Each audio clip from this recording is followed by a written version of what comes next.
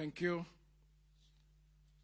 Your Excellency, Dr. William Samoei Ruto, President of the Republic of Kenya, Commander-in-Chief of the Defense Forces, and Chancellor of the National Defense University of Kenya, Cabinet Secretary, Ministry of Defense, Honorable Sripan Tuya, Chief of Defense Forces, the Principal Secretary, Defense, distinguished members of the University Council, the Vice Chancellor, National Defense University of Kenya, faculty, graduates, distinguished guests, ladies and gentlemen.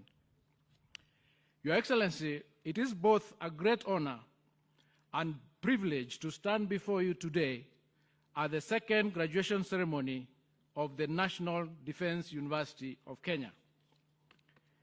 This event, Your Excellency, marks a significant milestone in our nation's pursuit of excellence both in education and national security. Your Excellency, I would like to take a moment to acknowledge the unique position of the National Defense University of Kenya within our educational landscape. On May 27, 2021, this esteemed institution was awarded a charter under Section 24 of the Universities Act 2012.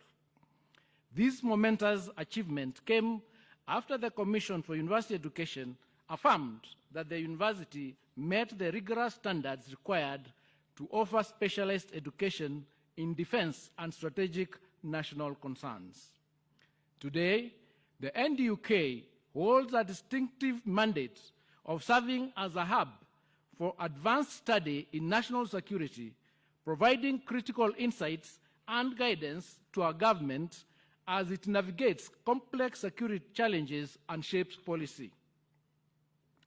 As we mark this second graduation, it is evident that the university has made tremendous strides in fulfilling its mandate. The growth and impact of the university are directly aligned with my ministry's goals of advancing specialized education to meet the evolving needs of our nation and region. Your Excellency, we are deeply grateful for your continued support and leadership. As the Chancellor of National Defense University Kenya, your vision and dedication has been critical in guiding this institution towards its success. Your continued commitment to education and national security has allowed the university to thrive, and we look forward to its continued growth under your leadership.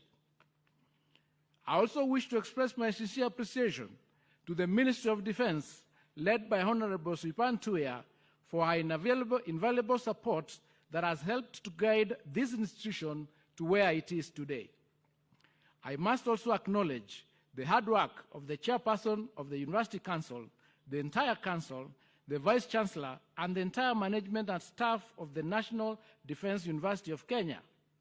Your tireless efforts are reflected in the accomplishments of today's graduates and the rising prestige of this institution to where it is today. As the Cabinet Secretary for Education, I am affirming my commitment and unwavering support to the National Defense University of Kenya. In recognition of the position we find ourselves in today, I encourage the university management to pursue innovative strategies for additional funding, particularly for research initiatives. To the graduates, congratulations for achieving this great milestone. Today is a great day of pride for you and your families. Stand as proud ambassadors of this esteemed institution. I encourage each of you to uphold the values you have acquired and serve with honor and commitment. The world awaits you. Thank you, and may God bless us all. Your Excellency, may I now take this opportunity and to invite my colleague, Honorable Sripan Tuya, Cabinet Secretary of Defense, to make our remarks. Thank you, and God bless you.